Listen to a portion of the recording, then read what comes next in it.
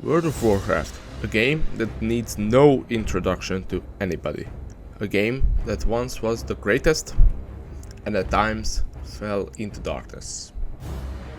A game that I would say had an impact on my life and many others as well. So to start this video out, I should put my story of how I started playing WoW in perspective. So when WoW came out and was still so popular, I was a child, but I had a brother who was a fan of Warcraft 3, and one day he just started to play WoW, and I just sat there and watched and absolutely fell in love with the game. When I got the age of being able to understand how to play a game, Wrath was out, so despite having memories of vanilla and BC, I started playing WoW in Wrath. So around 10 years old, I was already a human paladin, of course. I only started playing when ICC was out, so once I got 80 and decent gear, I was able to clear the first couple bosses of ICC, but at the time I enjoyed PvP much more.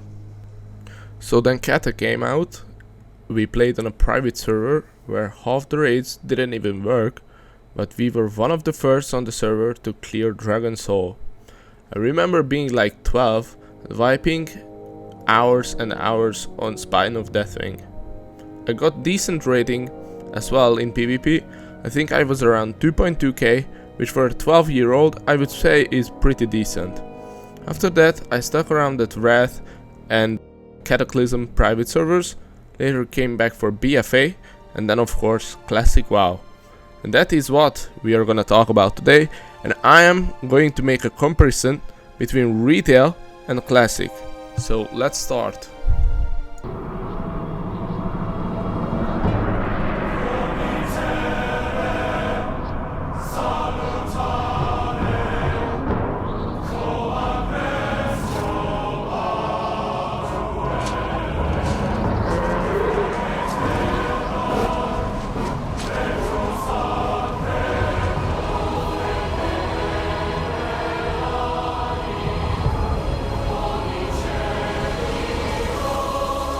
The world. This is one of the most important things for a game called the World of Warcraft, right? Let's look into it. My problem is how the world works in retail WoW. I would say pretty much since BC there's no point going back to older zones of the game. You're just stuck in your current expansion, yet unexplored island number 32, and you just spend all your time there, and the rest of the world is just irrelevant. While in vanilla, almost every part of the world is worth going back to. Sometimes for word box, which itself is kinda controversial, but that's not the point.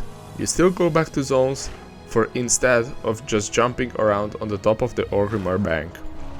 And then of course there's word PvP, which I'll talk about in detail soon.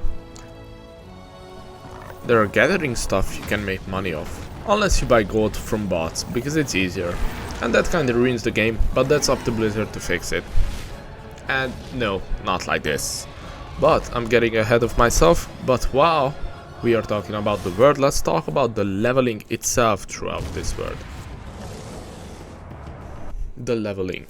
There's this massive world you have to conquer in Classic, a massive journey to level 60. Which is actually an important and, in my opinion, a fun experience in Classic, especially for the first time.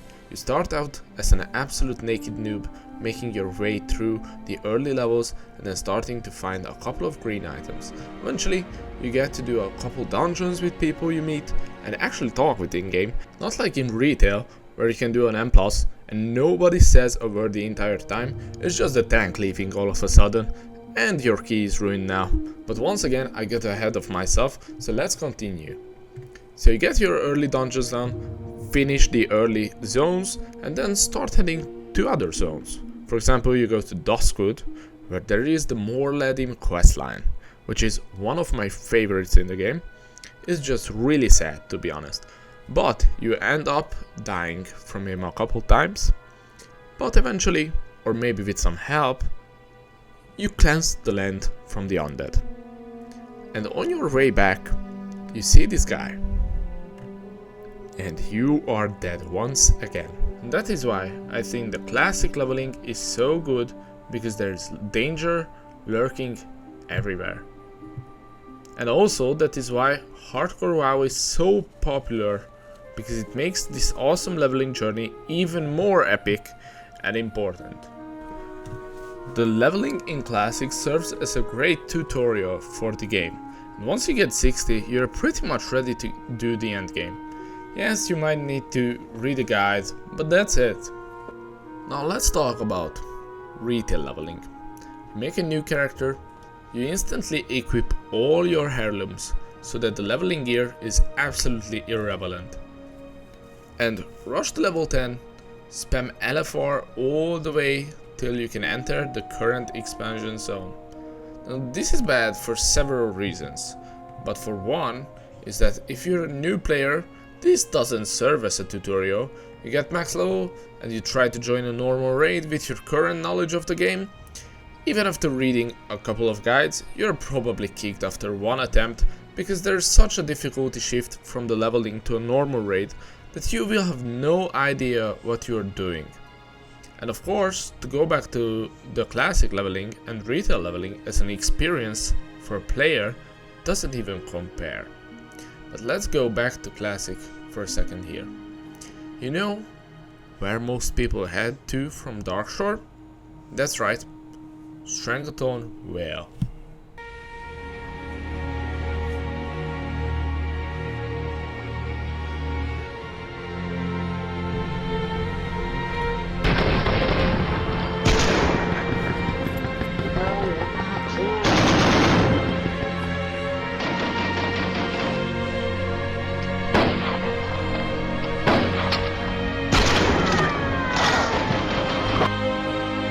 The word PvP. Welcome to Strangleton Vale, my favorite zone of vanilla WoW. A place literally inspired by Vietnam. A place where you don't just have to watch out for the wildlife, but also for that level 60 undead rogue behind you.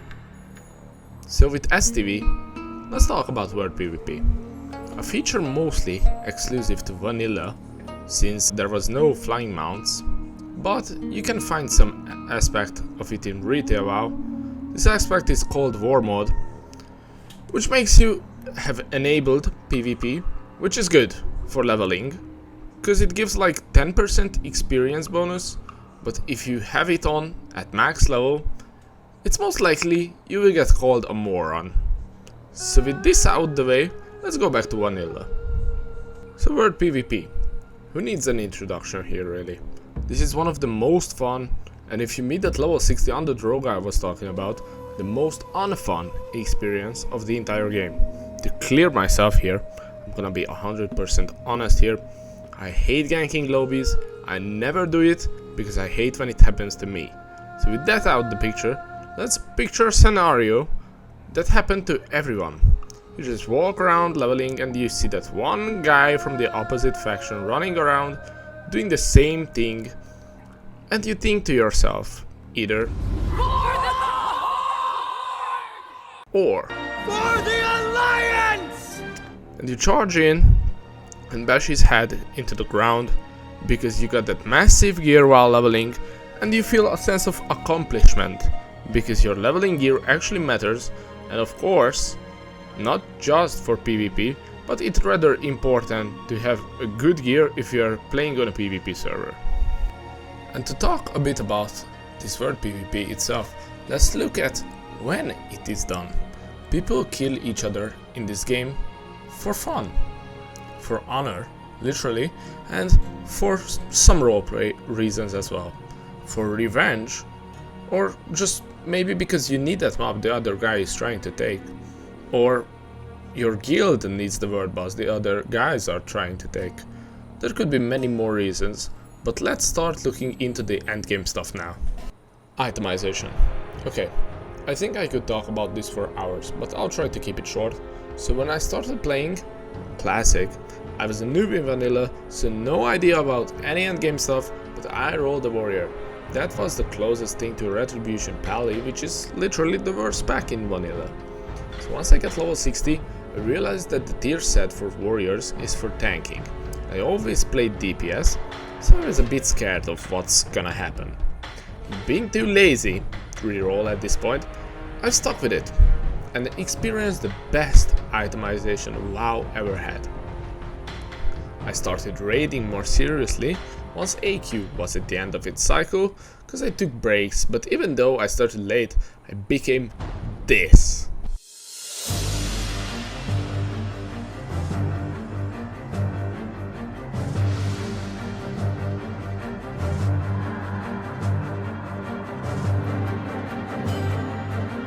A massive warrior Giga Chad, who is not fully best in slot, but pretty close to it. So let's talk about this itemization. The biggest issue with retail raiding is the item level system that makes every item before the current patch irrelevant, and only one thing matters, and that is that goddamn number. Now this started all the way back in Wrath with the gear score add-on, and don't worry, I'll talk about add-ons, but for now let's look at the classic itemization. In classic WoW, even after Nax is out, every raid tier is important for multiple items, and just to name a few. In Molten Core, there are the 2 bindings of the Windseeker, which is needed to craft Thunder Fury Blast Blade of the Windseeker, and that sword is best in slot for warrior tanks all the way until the end of the game. It's even good in early TBC. There's of course the Eye of Sulfuras, which is required to craft Sulfuras Hand of Ragnaros, which is kinda meme spec weapon, but still really cool legendary. There's also the Striker's Mark, a bow that is base for a couple of DPS classes, also all the way till the end of the game. There's Quick Strike Ring, there's Bone Reaver's Edge, which I got in my second raid and never changed it. But I'm not planning to name every item, so let's move to Blackwing Lair and Onyxia's Lair. In Onyxia's Lair, you can get her head, which is not just a word buff, it also gives one of the best necks in the game. There are the 18 slot bags as well, but who cares really. In Blackwing Lair, there are of course the Claws trinkets, Maladeath, Rune's Blade of the Black Flight, Head of Broodlord Lash Slayer, which you need for the Scarab Lord questline. There's Rejuvenating Gem, which is best in slot the entire game. There's Drakefang Talisman, which is also best in slot the entire game. Chromatic Boots, which is also best in slot the entire game. There is Ashkandi, Greatsword of the Brotherhood, and of course Head of Nefarian, which is also not just the word buff, but also gives very good items. In AQ40, I can't really name that many items, some of you probably can, but there are of course the tier 2.5 item set, which finally had some good DPS items for warriors. There are of course Death's Sting, one of the best daggers in the game, Dark Edge of Insanity, there is Mark of Cthulhu, which is best in slot tanking neck, there is Fetish of the Sand Reaver, which will be a lifesaver in hardcore, and of course the base of Atiesh. Now from Nax, I'm not gonna name every best in slot since it's the last raid of the game, but you can get Atiesh of course, and the Corrupted Edgebringer, which are both massive lore items, and there is this thing called Item Identity. You see a Thunder Fury, you know it's a badass tank. You see a mage with Atiesh, you know he's gonna pump. Everybody knows these items. Now I'm gonna ask you a real hard question here. Name 5 retail gear items since BFA. I can name one. From Dragonfight, the puzzle box. An item that was best in slot for a lot of classes during season 1. When I farmed it, I did 15 runs of the same dungeon in a row. When season 2 dropped, it was still bis. So what did Blizzard done to my beloved trinket? That's right, nerfed it to the ground. There's no relevancy to gears after the season is over, where back in the days we had big resets with expansions, now we have them each season.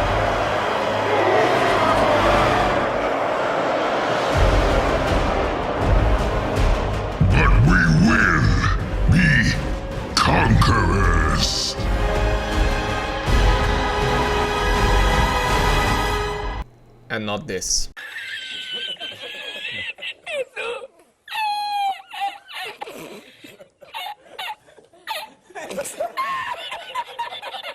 Thank you for watching. I just want to say this video took me a while to make, so I would appreciate if you would subscribe and like. Check out my Twitch as well, and I also started a Patreon. If you wish to support me, I would greatly appreciate it, since I'm not monetized on the platforms yet. So thank you for watching and goodbye.